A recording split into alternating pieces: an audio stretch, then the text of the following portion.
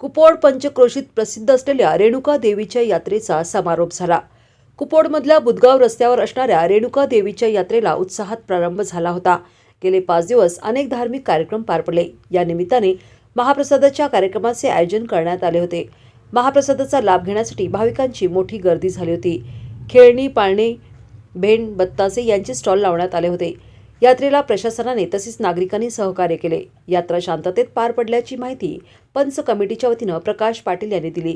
कीच, महाप्रसाद, पालखीची भव्य मिरवणूक, भाजी भाकरीचं नैवेद्य, गंधोटी आदी धार्मिक कार्यक्रम झाले। यावेळी भक्तांनी मोठी गर्दी केली होती। मंदिर परिसरात असणाऱ्या मंदिराचे बांधकामही पूर्णत्वास येत आहे। भक्तांचे सहकार्य त्यासाठी लाभत आहे। यात्रेची सांगता झालेली आहे।